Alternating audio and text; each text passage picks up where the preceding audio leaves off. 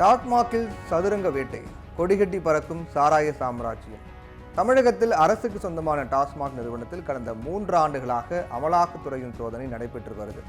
இந்த சோதனையில வழக்குகளுக்கு தேவையான ஏராளமான ஆவணங்கள் கிடைத்திருப்பதாக அமலாக்கத்துறை தரப்பில் தெரிவிக்கப்பட்டிருப்பதாக தகவல்லாம் வெளியாகி இருக்கு. டாஸ்மாக் நிறுவனத்தை பொறுத்தவரை முறைகேடு குற்றச்சாட்டுகள் இன்று நேற்று இருந்தவை கிடையாது. ஜெயலலிதா கருணாநிதி ஆட்சி காலத்திலும் பாட்டிலுக்கு கூடுதலாக விலை என்கிற குற்றச்சாட்டுகள் இருந்திருக்கிறது. இப்போ சமூக ஊடகங்கள் அதிகமாகிவிட்ட நிலையில இந்த புகார்கள் தங்கு தடையின்றி வெளியாகி பரபரப்பை ஏற்படுத்தின. இதன் மூலமே பல கோடிக்கணக்கான ரூபாய் சாதாரண மக்களிடமிருந்து கணக்குக்கே வராமல் பலருக்கு சென்றதாகவும் புகார்கள் இருந்துச்சு. இது கணக்கில் வராமல் இருந்தது என்றால் அரசுக்கு சொந்தமான டாஸ்மாகில் வாங்கப்படக்கூடிய சரக்குகள் அதை பற்றிய சில குறிப்பிட்ட நிறுவனங்களிடமிருந்தும் மட்டுமே வாங்கப்படுவது குறித்தும் டாஸ்மாக் வாங்கும் சரக்குகளுக்கும் கடையில் விற்கப்படும் சரக்குகளுக்கும் இடையே வேறுபாடுகள் இருப்பதாகவும் தரமாரியான புகார்களெல்லாம் இருந்துச்சு. இது தொடர்பாக கடந்த 2023ஆம் ஆண்டு ஆளுநரிடம் புதிய தமிழகம் கிருஷ்ணசாமி மனு ஒன்றை அளித்தார். அதை குறிப்பிட்டு அவர் வெளியிட்டிருக்கக்கூடிய அறிக்கையில தமிழகத்தில் கொள்முதல் செய்யப்படக்கூடிய மொத்த மதுபானங்களில் 60% சரக்குகளுக்கு ஆயத்தீர்வை மட்டுமே வசூலிக்கப்படுது. 40% சரக்குகளுக்கு எந்தவிதமான ஆயத்தீர்வையும் வசூலிக்கப்படாமல் கள்ளத்தனமான விற்பனைக்கு அனுப்பப்படுகிறது. இதன் மூலம் மதுபான ஆலை அதிபர்களும் அரசியல் அதிகாரத்தின் உச்சத்தில் இருக்கக்கூடியவர்களுமே பெரும் பயனடைகிறாங்க. அரசுக்கு வரவேண்டிய ஆயத்தீர்வு வரியுடன் லாபமும் அரசியல் பிரமுகர்களின் கஜானாவை நிரப்புகின்றன.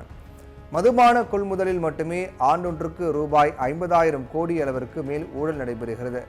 அதில் ரூபாய் 25,000 கோடிக்கு மேல் அரசுக்கு வருவாய் இழப்பு ஏற்படுகிறது அப்படின்னு முக்கியமான குற்றச்சாட்டு ஒன்று அவர் முன்வைச்சிருக்காரு.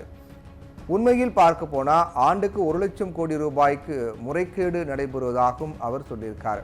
எல்லாவற்றுக்கும் மேலாக மதுபான கிடங்குகளில் இருக்கக்கூடிய மதுபான பாட்டில்களை அடகு வைத்து ரூபாய் 500 கோடி முதல் 1000 கோடி வரையிலும் பல்வேறு வங்கிகளில் டாஸ்மாக் நிறுவனம் கடன் பெற்று வட்டி செலுத்தி வராங்க. தினமும் விற்பனையாகக்கூடிய மதுபானங்களின் அளவை சொத்தாக கணக்கு காட்டி வங்கிகளில் கடன் பெற்று இருப்பதே வங்கிகளை ஏமாற்றுவதற்கும் அரசு துறையே மோசடி செய்வதற்கும் சமமாகும் என்பது கிருஷ்ணசாமி வெளியிட்ட அறிக்கையில காணப்படக்கூடிய குற்றச்சாட்டாக இருக்கு. இப்போ டாஸ்மாக் அலுவலகத்தில் அமலாக்கத்துறை புகுந்திருக்காங்க. இங்க கவனிக்கத்தக்க விஷயம் என்ன அப்படின்னா, எந்த ஒரு அரசியல் கட்சியும் இந்த விடயத்தை பெரிதாக பேச்சு பொருளாக மாற்றல.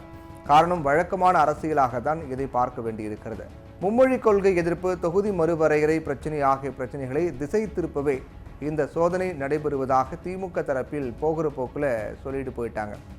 அதிமுக ஆட்சி காலத்தில் தலைமை செயலகத்தில் சோதனை நடத்தும் போது வெட்கக்கேடு அப்படின்னு சொன்னீங்களே, இப்போ அரசுக்கு சொந்தமான டாஸ்மாகிலேயே சோதனை நடைபெறுகிறது அப்படின்னு சொல்லிவிட்டு அதிமுகவினர் ஒதுங்கிட்டாங்க.